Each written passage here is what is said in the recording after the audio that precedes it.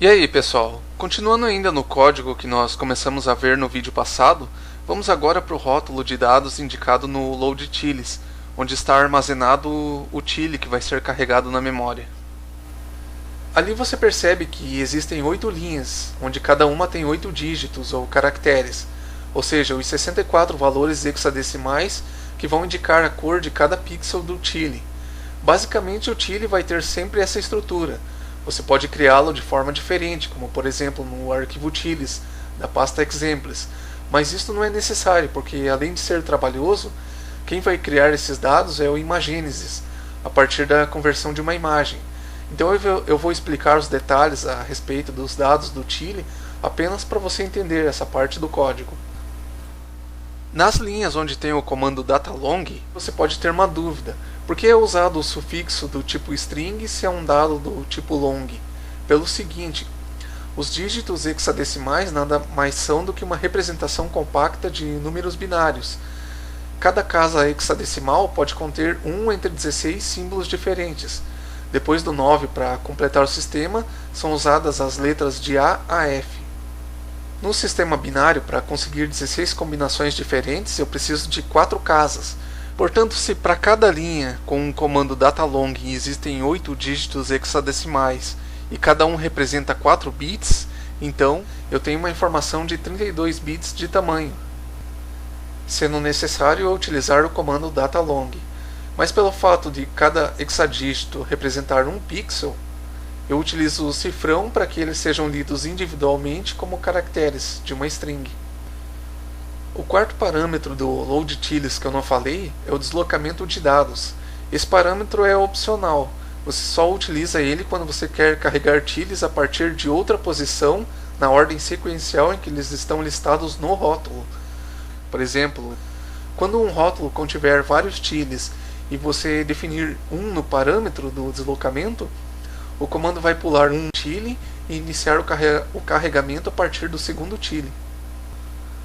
Como eu disse, cada dígito hexadecimal que forma o util indica a cor de um pixel, mas essa cor que o dígito hexadecimal representa não é fixo, ele varia de acordo com uma paleta de cores. E para configurar uma paleta de cores, nós usamos os comandos palette ou palettes. Vamos ver primeiro o comando palettes. O seu primeiro parâmetro é o rótulo. O segundo é o número da paleta de cores. Bom, o Mega Drive tem capacidade de produzir 512 cores diferentes. Podem parecer poucas ou muitas cores dependendo do ponto de vista. Poucas porque no computador mesmo são 32 milhões de cores. E muitas porque de nome a gente lembra só das cores de contraste, aquelas que são bem diferentes umas das outras, como amarelo, azul, vermelho. Mas existem também as diferenças de tonalidade de uma cor, produzindo os degradês, que somadas às cores de contraste resultam nas 512 cores. Dessas 512, somente 64 podem ser utilizadas ao mesmo tempo na tela. Se for preciso aplicar mais uma cor, eu tenho que substituir por alguma das que estão em uso. Essas 64 cores estão divididas em 4 paletas de 16 cores. Mas o que é uma paleta de cores? Considerando o ícone do BEX, vamos analisar quais são as cores presentes em seu logo. Verde musgo, verde oliva, preto, vermelho, entre outras. Essa é a paleta de cores do ícone, porque é o conjunto de cores presentes nele. Dentre os elementos de tela que compõem o jogo, você tem o cenário e os personagens, e cada um tem o seu próprio conjunto de cores, como você percebe na imagem.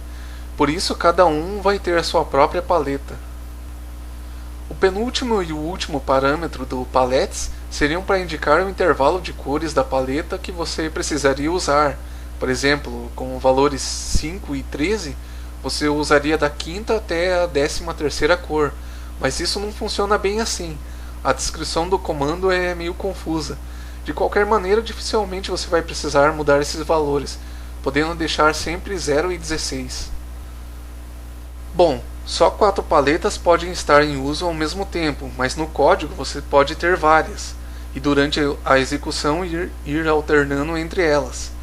A execução vai ler o código de cima para baixo, mas a ordem numérica da paleta é atribuída pelo comando, através de seu rótulo e o parâmetro que define o número da paleta, como nessa demonstração. Apesar da paleta com o rótulo de mesmo nome vir no código depois da paleta personagem, o comando palettes a definiu como sendo a paleta 0.